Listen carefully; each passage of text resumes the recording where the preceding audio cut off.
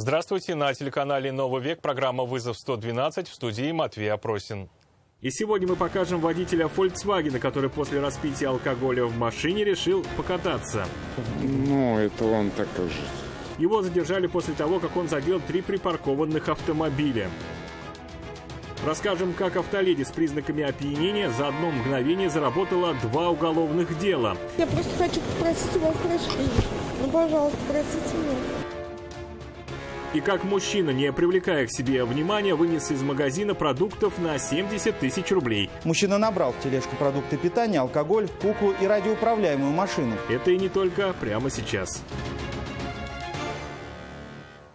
Водитель Volkswagen при попытке выехать с парковки во дворах на улице Бигичева врезался в 3 стоявшие рядом автомобиля. Причина, по мнению очевидцев, довольно проста. Мужчина был сильно пьян, при этом употребил алкоголь вместе с товарищем прямо в машине. Отмечал День подводника. Водитель «Лады», который он до этого задел, своим автомобилем преградил иномарке путь и не дал нетрезвому мужчине развернуться. Его задержали и удерживали до прибытия автоинспекторов. А вы не пили сегодня? Нет. Запах алкоголя от вас? Это он так и же. Водитель Volkswagen уверял, что совершенно трезв, но что это не так, показалось очень многим. Водитель «Лады Приора» после того, как припарковался и вышел из машины, своими глазами видел, как 2 человека в «Volkswagen» распивают алкоголь. И даже сделал фотографию, решил далеко не отходить, и вскоре иномарка тронулась с места. Хотел ехать прямо. Вот остановили, чтобы по дороге какой-нибудь человек нельзя делать. Лучше машину задел, а чем человек. Во время попытки водителя Volkswagen выехать на дорогу пострадали 3 соседние машины – Hyundai, Honda Civic и Lada Priora. Все произошло на глазах водителя отечественной легковушки, и он решил действовать. Его пытались остановить. Вот этот человек пытался остановить. Он сначала хотел у него ключи забрать, он не отдавал. Потом он говорит, ты никуда не уедешь, и задом сдал.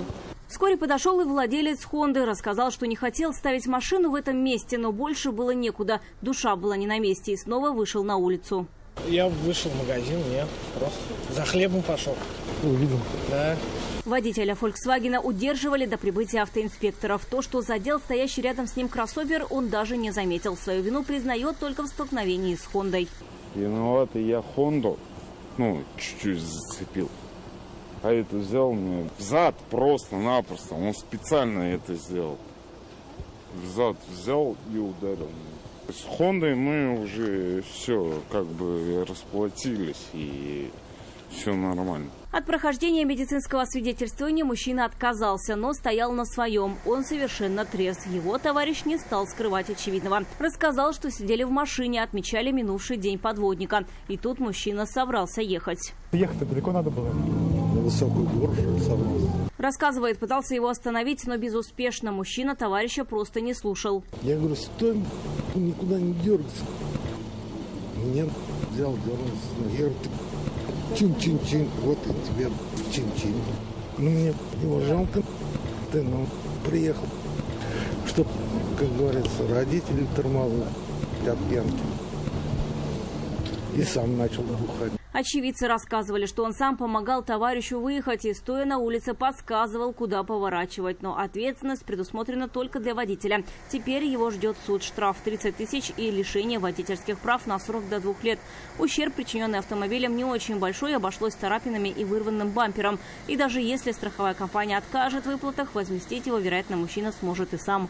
Вероника Гайнудинова, Дарья Кореева, «Вызов-112». Вскоре на другом конце Казани, в Новосавиновском районе, во дворах, недалеко от перекрестка улицы Чуйкова и проспекта Амирхана, 39-летняя женщина, севшая за руль с признаками сильного алкогольного опьянения, при попытке уничтожить протокол применила насилие в отношении представителя власти. Она вцепилась в руку автоинспектора зубами и пинала его по ноге. Спустя время, когда голова немного прояснилась, о своем поступке автоледи пожалела. Впрочем, на нее уже были возбуждены сразу 2 уголовных дела. Я просто хочу попросить у вас прощения. Пожалуйста, простите меня. У меня немножко отчаяния произошло. Ходатайствовать о снисхождении ей теперь придется в суде. Признание вины уже повод. Виновата я на самом деле. А в чем вы виноваты, вы говорите? потому что я наехала вот на эту вот, на все. И я была не в том состоянии. Раскаяние пришло не сразу. Сначала была агрессия. 39-летняя автоледи пыталась всячески препятствовать оформлению документов. 25.1 имеется право ознакомиться со всеми материалами дела. Права обязанности ясны. Жители домов рядом с перекрестком улицы Чуйкова и проспекта Амирхана позвонили на единый номер вызова экстренных служб 112 и сообщили о неадекватной езде водителя «Шевроле». Автоинспекторы машину обнаружили. За рулем была женщина. Встречи с сотрудниками ГИБДД она явно не желала и при повороте чуть сильнее нажала на газ. Автомобиль повис на антипарковочном ограждении. Признаки опьянения у нее были налицо. Вообще в сильном алкогольном «Шевроле». От прохождения теста на алкоголь на месте она отказалась и тут же попыталась уничтожить протокол. И при попытке ограничить амплитуду движения ее рук вцепилась зубами в автоинспектора и пинала его по ноге.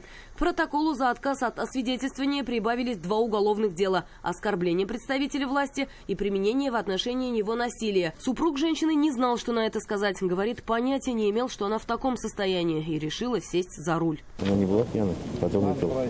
Автомобиль отправили на штрафстоянку. Машина официально принадлежит другу семьи. Ему они, как банку, выплачивают долг. И оставить ее супругу автоледи сотрудники ГИБДД не могли. Сейчас женщину, вероятно, ждет 2 суда. Один по административному делу. За отказ от освидетельствования ее ждет штраф 30 тысяч и лишение прав.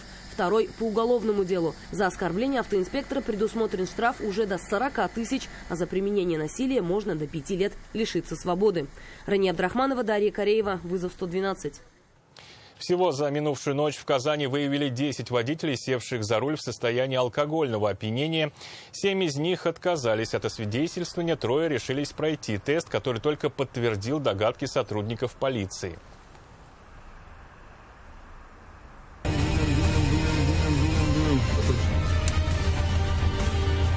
Каждый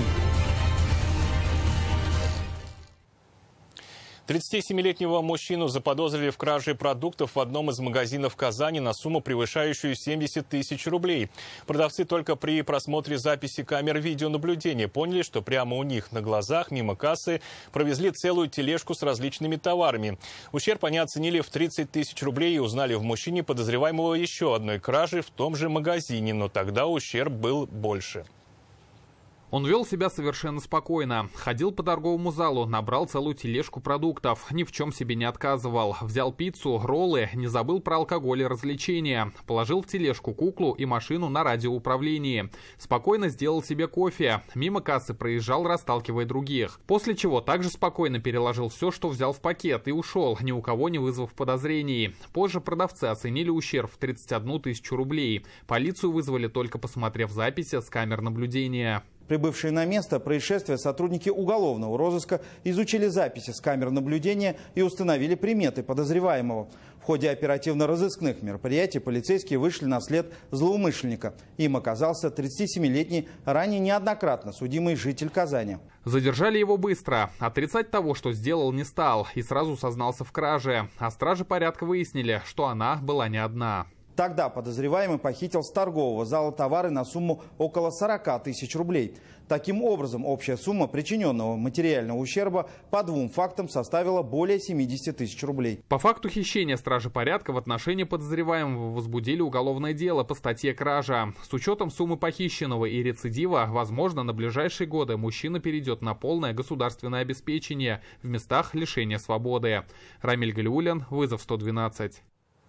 Лишиться свободы могут 2 рыбака, которых задержали сотрудники линейного управления МВД на транспорте за незаконный вылов стерляди в запрещенный для лова период. 61-летний мужчина в реке Вятка запрещенным способом багрения выловил 34 стерляди. Сумма причиненного природе ущерба составила более 310 тысяч рублей.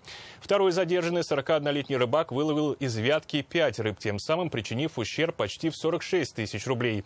В отношении обоих возбуждены уголовные дела по статье «Незаконный вылов водных биологических ресурсов», и в соответствии с тяжестью содеянного первому мужчине грозит до 5 лет лишения свободы, а второй в заключении может провести следующие 2 года. И это все, о чем сегодня мы успели вам рассказать. Обо всех происшествиях вы можете сообщать нам по телефону 570 50 50 или на мобильный 8 9869 112 112. Также мы доступны и в социальных сетях. Присылайте видео, снятое вами. В студии был Матвей Опросин. До встречи и не бросайте вызов судьбе. Вдруг она его примет.